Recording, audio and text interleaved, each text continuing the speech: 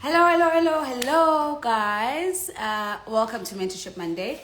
I am going to give it a couple of minutes. I know it's not our usual time, so I know that a lot of people are probably still at work, but we're going to see how many people we can just connect with in this impromptu conversation. And we're going to, of course, post everything on the YouTube page. So, hello, Polly. Hi, Papati and Fezi and Gimo. Guys, are you not at work? Gani, how you doing? My friend Ellen, hello. There's Jenny. Munya's here. Kay, nice to see you.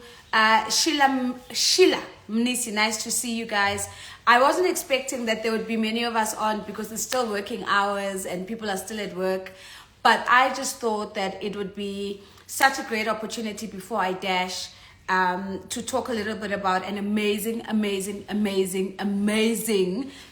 experience that I had on Saturday. But more than that, to also talk a little bit about at a high level about some of the things that I spoke about. Oh, Chosen says, we are nosy, we're working from home. Oh, of course. Like I am, right? And Toli's like, we are prioritizing. Kuluma, okay, everybody's working from home, so all's good. So guys, there's no special guest today. It's just me and you having a conversation that I feel like moved a lot of people. I got a lot of feedback, and now that the event is done, I thought that I could share some of what I shared on Saturday with you guys. So I had the privilege of being invited by Norma to come and speak at the brunch with Norma that was taking place this past Saturday. And she had done an incredible job. So first, let me start off by saying, congratulations, Norma. You've done an amazing job. It was an amazing platform. You had amazing speakers. Learned so much from everyone.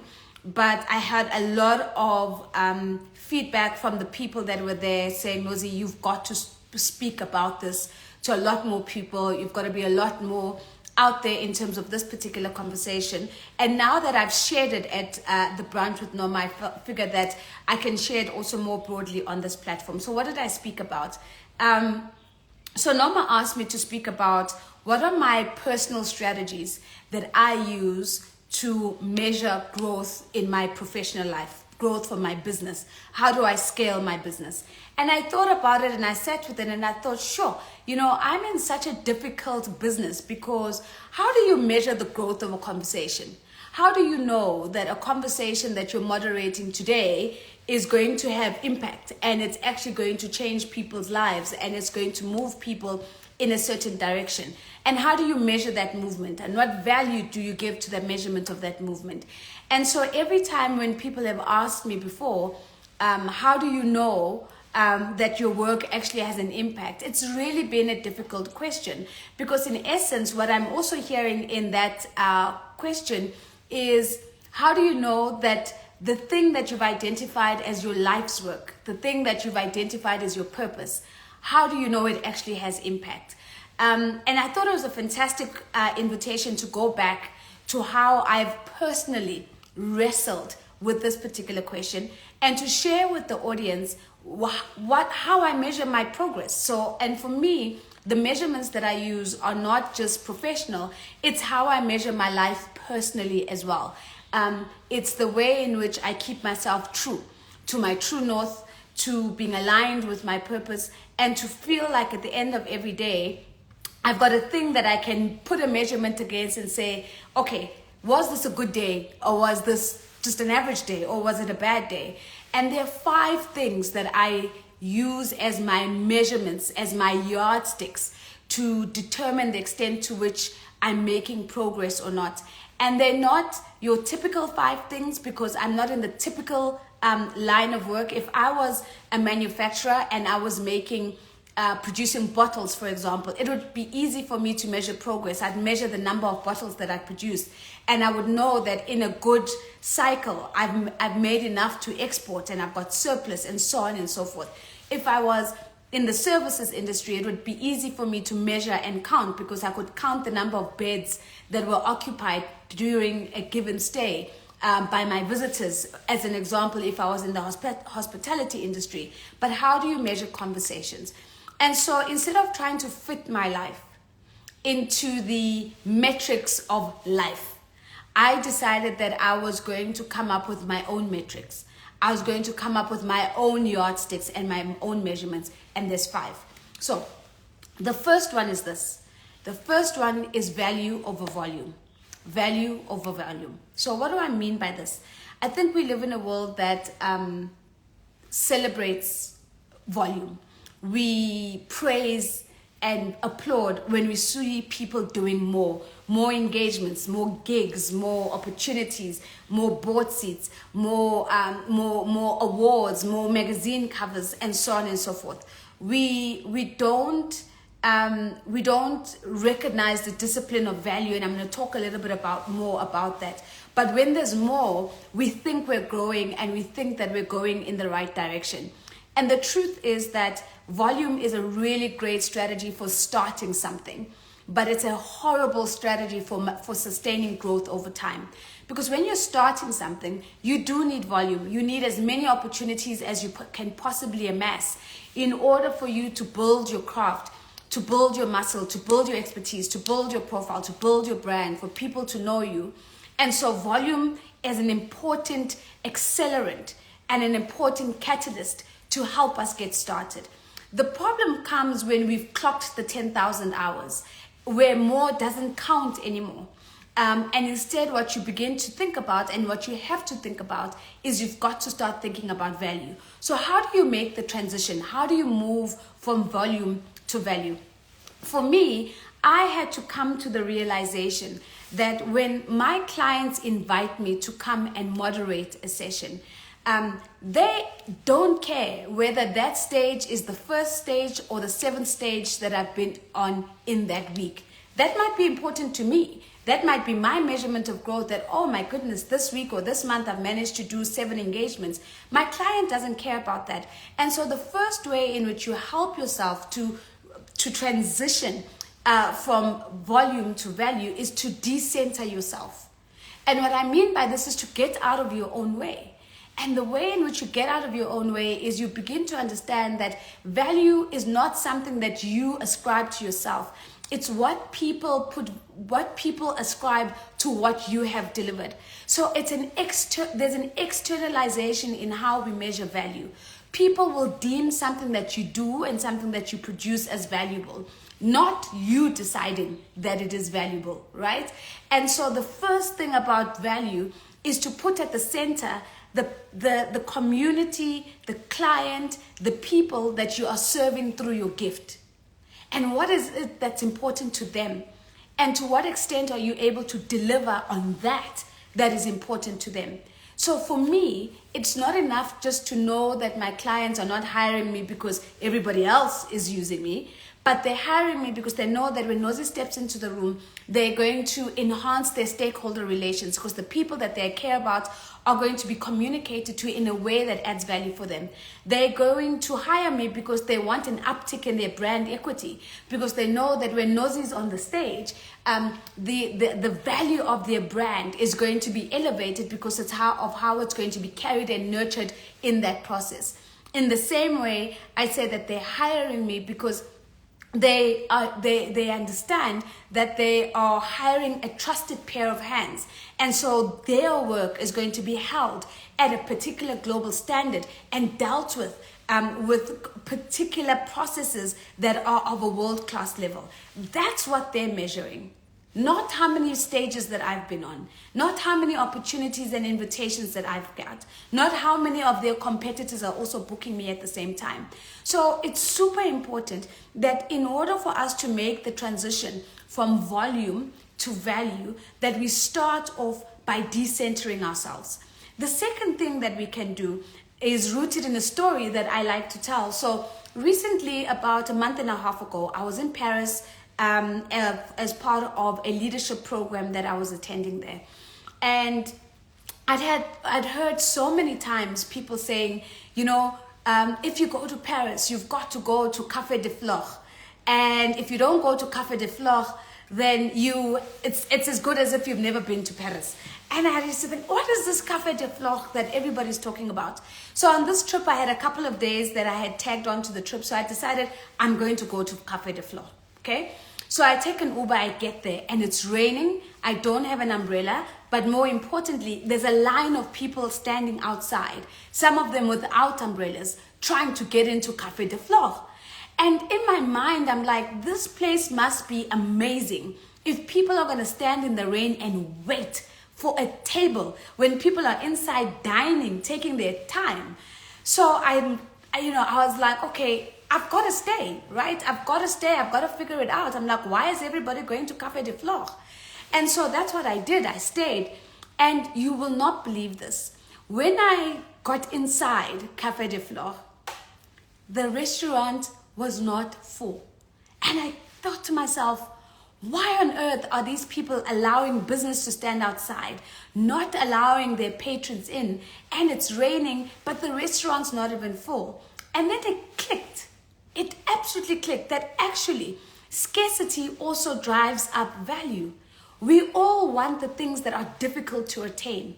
We put a value on the things that are not mass produced and mass available, right? And so as a result of that, my takeaway from that is that there is value in being scarce. And so the inverse of what everybody's doing in the world, which is being absolutely available for every opportunity and everything and every invitation and every gig and every engagement, is not my portion. And that in fact, the more I am scarce and difficult to get onto world stages, the more value and the more money I'm actually able to charge. And I can tell you that once this realization hit for me, I began to integrate it in my business, and I saw the growth in revenue. I saw the growth in clients. I saw the growth in not the number of things that I was doing, but the amount I was able to get out of each thing that I was doing. So value is not about more, right? Value is about what you're actually leaving on the table. I always like to joke, and I say to my family members, especially like my sisters and my girl cousins, and I'm like, hey man, iba isitsha se room divider, right? And that means be one of those plates that your mom or your grandmother keeps in that room divider, in that cupboard that aren't used all the time. Because those are the valuable ones. The ones that we use every day for supper, for lunch, for dinner, or whatever, there's no value attributed to that because we use them so much. So that's absolutely the first metric for me of growth. It is value over volume, right? Okay, so second metric that I like is this idea of seeding before harvesting. And this one is not revolutionary when you think about it. We know about the importance of seeding even from the Bible, right? We grow up knowing that it's absolutely important to do the hard work, to prepare and so on. But the challenge is it's really hard because once again, we live in a world that celebrates people in their season of harvest. You do not see people on the cover of a magazine because of the work of seeding that they have done. They're on the cover of the magazine because because of the fruits they're harvesting in that season. And I again think that this is inverted because think about it. The quality of your seed determines the quality of your harvest. So the more important thing to be focusing on is what are the seeds that you are putting into the ground for every single thing that you're doing. And seeding looks like, as an example, preparation. There is nothing sexy about the preparation that I've got to do for my work. You know, I often get young people in my DMs sending me messages saying, oh, you know, Nozi, I want to follow you. I want to shadow you. And I quickly realized when I start prodding that what they're actually saying is that I want to travel with you. I want to be part of the passport gang. I want to be on airplanes. I want to be in destinations. I want to be in rooms. I want to be with leaders. And to be quite honest with you, that's 10% of the work. The 90% of the work, the actual seeding, nobody sees. That is invisible work because the world doesn't applaud that. And so part of seeding before harvesting is putting emphasis on the thing that matters the most. And that is the seeding. So there's two stories I like to tell when I try to teach people about seeding. The one story is about this tourist who goes, I think it's some European country, was walking and sees the sculpture, these people that shape sculptures and so on, pulling down a sculpture that he had just finished. And so the tourist asked the sculptor, why are you pulling that sculpture down? It looks absolutely perfect. And he says, oh, no, I'm pulling it down because there's a crack. It's not visible to the naked eye. It's not visible to the human eye. But there's a crack on one of the arms, and I'm not happy with that. And then the tourist says, but that makes no sense whatsoever. You're going to lose so much money, so much effort that you've put in for something that nobody can even see. Just leave it. Nobody will know. And then the sculptor responds, but I will know. I will know. And that's the power of seeding.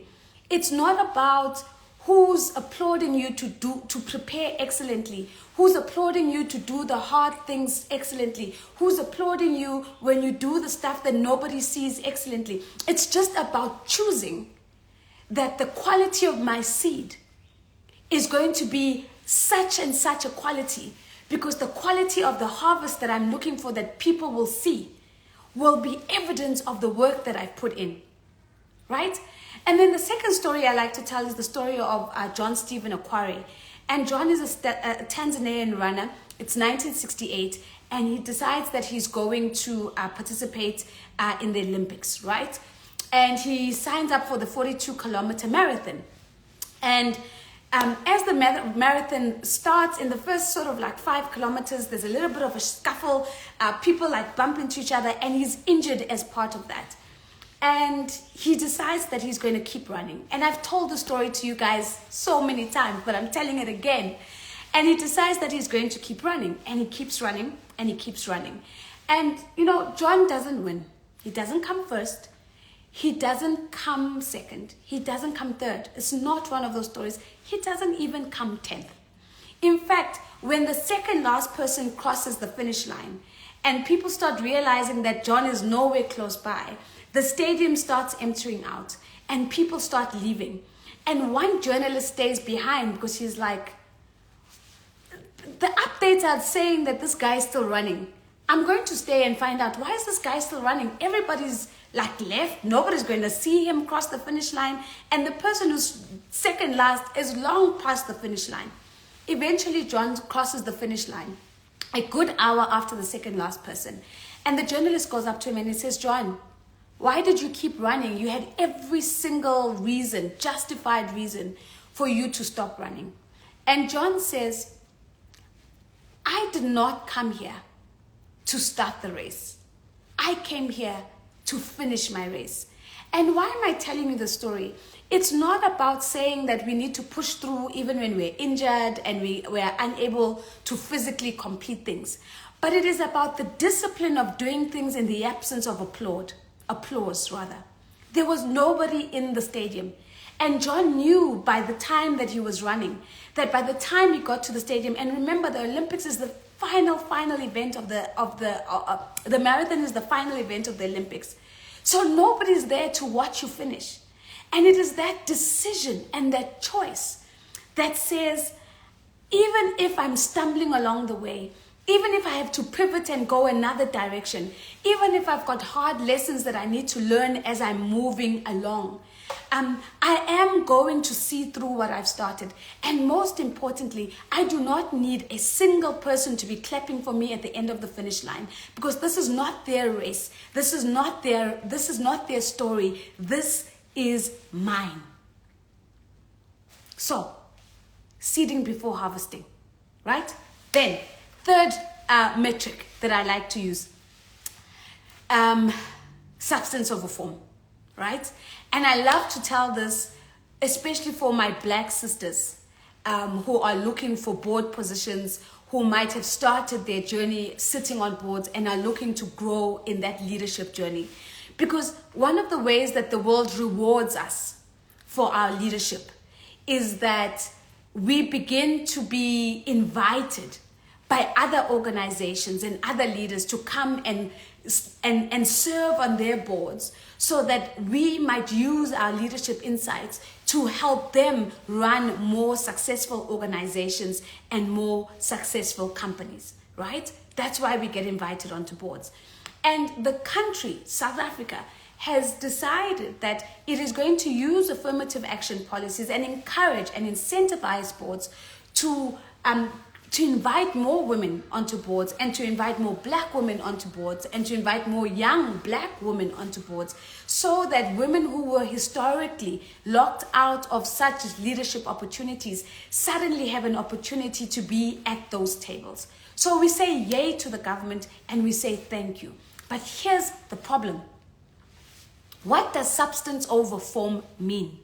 If you go back to the basics of accounting, the accountants will tell you that if you want to understand the true financial health of a company, you need to understand not just the form, which is all the recorded transactions of that company, but you have to understand the substance that is with the recorded transactions and all of the behaviors around those transactions. What is the financial health of that company? So what am I saying in English, in simple terms, for those of us who are not accountants? Substance over form, as a black woman, means my form is my physique. My form is my body. The fact that the law enables people who look like me to get certain opportunities because I'm black, because I'm a woman, and for others, because maybe you're young, right? Substance is greater than form and must be greater than form, because the fact that you're black and the fact that you're a woman and the fact that you're young is not going to be enough to get you the invitations to those boards, and it is certainly not going to be enough to keep you in those boards, because once you occupy the seats, nobody cares about your form, and what is required from you is your substance. Now, you might be asking yourself, but Nozi, like, how do I know I'm delivering substance? Like, I want to deliver substance, but how do I know I'm delivering substance? Well, substance starts with value over volume. Substance starts with seeding over harvesting. Substance starts with choosing to do the hard work that nobody sees. Reading the board pack and knowing it inside out. Picking up the phone and calling industry experts when you yourself are stumped about something in that board pack. And trusting your gut because you've done the research, you've done the work, and therefore when it's time to speak up in those board meetings, you can use your voice without reservation and no fear because you understand the industry and you understand the work. Your substance is greater than your form. And that's the first half of it. The second part of substance over form that is truly really important is that those people with substance understand that the job is not just showing up for yourself at the table, but the job is not just occupying space, that the real job is expanding space for other people as well. People with substance are amplifiers. They are able to open up doors so more people can walk through. They're able to widen pathways so more footprints and more people can be convinced and be confident that they too can lead in those spaces. People with substance don't just pull up a chair at the table, they reconfigure the table so that more seats can fit around the table. And so you've got to make a decision for yourself that when you are measuring your growth, are you going to be a person who relies on your form because it is your form that you think is going to get you through the door? Or are you going to be a person who relies on their substance? Gosh, all these emails coming through. Sorry, are you going to be a person who relies on their substance? Because once you have entered the room, things move, things shift, tables are configured, agendas are reorganized, new voices are heard, people at the periphery who weren't seen are suddenly in the spotlight. And that's a choice. And that is determined by how you measure the things in your personal and professional life. So that's 3, right? We've done value over volume. We've done seeding before harvesting. We've done substance over form. And now I'm going to do the 4th one, which is bullets before cannonballs. Okay? Bullets before cannonballs. Now, I learned this concept from the work of Jim Collins in his book, Good to Great. And in that book, Jim Collins says, you've got to be really, really clear. In order for you to launch a cannonball, a big bazooka, You've got to be very clear that you're on target. And the only way you get that clarity is if you shoot bullets first. Oh yeah, thank you so much for capturing as we're going along. He says you've got to be shooting bullets. So he says, imagine that you are on a ship at sea, and then there's another ship coming at you to come, like a warship coming to fight with you. And you've got a box of bullets and you've got one cannonball. He says if you're really silly, you're going to take that one bazooka as that ship is approaching, and you're going to shoot. And what if you miss? Because if you miss, that is the end of you in that water and in that war. What a clever person will do is that they'll shoot a bullet, and then they'll look up and check how far from target is the bullet, and they'll recalibrate on the back of that feedback, and they'll shoot another bullet to try and get closer to target.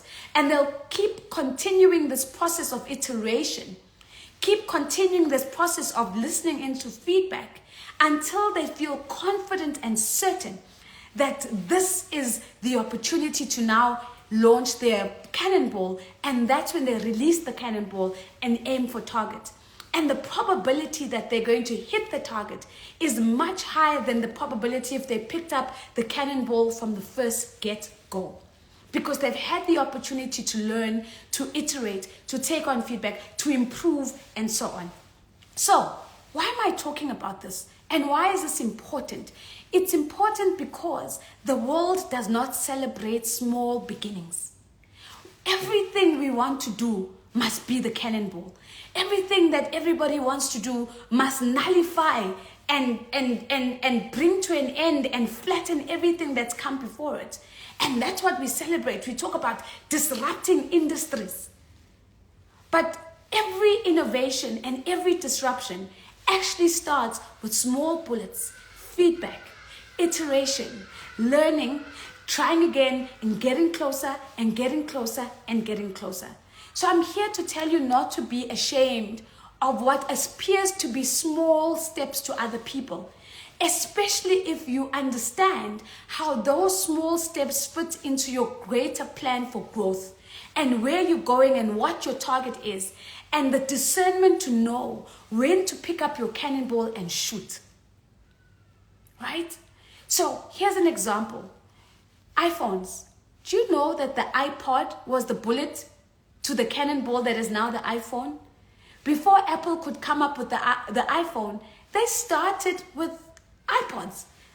It was all about the music. And this idea that you could suddenly have 1,000 songs on this single device that you could carry with you. And they started this in 2001. And then in 2002, they said, okay, what if we could have more than 1,000 songs? What if we made it smaller? And in 2005, they said, what if we brought different colors? And so they kept on iterating and listening to the market and taking in the feedback and iterating until they arrived at the big cannonball where they said, what if the phone and your music was all in one device, right? The iPhone was the cannonball. The iPod was the bullets.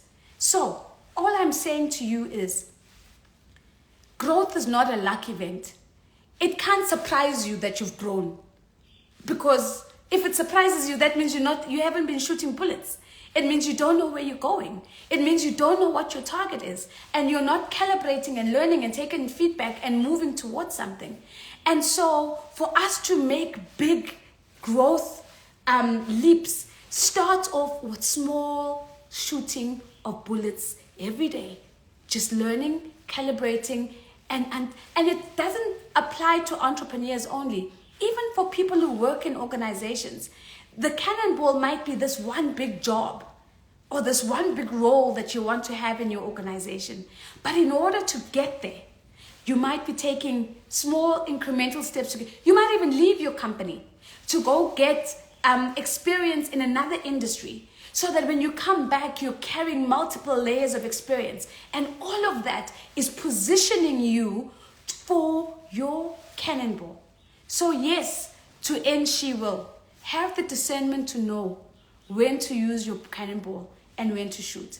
And don't be distracted by people ridiculing your bullets. As long as there's a plan in place, stick to your bullets, stick to your journey of learning, stay open to feedback, and never lose sight of the target, right? Last one. Right. Last one.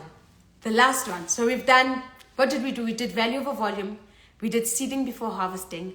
We did substance over form. We did bullets before cannonballs. And now we're getting to significance over success. Significance over success. And for me, this is a hard one, but this is probably the most important one. There is nothing wrong with success. We all grow up wanting to be successful, right?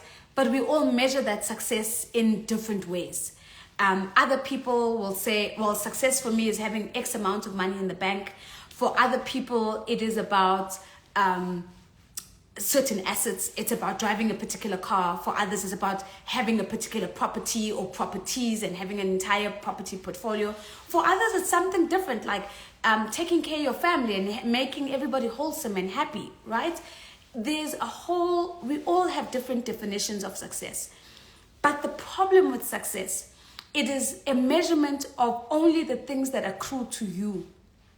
It is an individualistic measurement of only the things that accrue to you.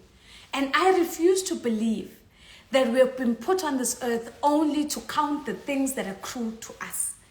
The whole point of purposeful living, the whole point of sharing your gifts, the whole point of centering others as you think about value, the whole point of seeding before harvesting is so that there may be multiple people who benefit from your fruits. The whole point of substance over form is so that your substance might impact the lives of others positively. The whole point of bullets before cannonballs is because when we shoot cannonballs, the impact that we have on other people is greater than the impact we just have on ourselves. And the problem with success is that once you've reached success, the next more successful thing crops up. Here's an example. I come from a relatively uneducated family. Before me, nobody in my family had even gone to university. And for me, there was a time when I thought that going to university was success. And then I went to university. And then I thought, okay, cool. No, getting a master's degree is going to be success. And then I got a master's degree. Then it was like, no, studying overseas to get a master's degree is going to get some. Then I studied abroad to get a master's degree. And then I was like, no. It's about a second master's, and that is success. And then I got a second master's. And so you get my point. There is no point of arrival when it comes to success. And then even worse than that, a lot of us look at this idea of significance over success and we're like, okay, no, so you're still going to explain what significance means to us, but we like the idea of being significant in the world, but maybe can we just be successful first? And can we just use the things, the resources, the time and the effort that we have to be successful? And then later, when I'm older, when I'm richer, when I'm more powerful, when I'm this, then I'm going to focus on significance. And I'm here to tell you that significance doesn't need you to be rich. Significance doesn't need you to be older. Significance doesn't need you to be more powerful. Significance is simply about tuning into the opportunity that how you choose to live your life every single day is a choice between being a light or being a shadow.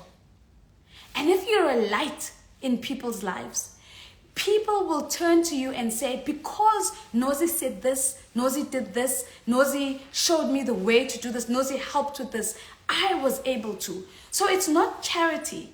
It's not like you're going around handing out food parcels to be significant in people's lives. Being significant is about living your life authentically and fully, and sharing your gifts, and being a light, being an enabler to other people.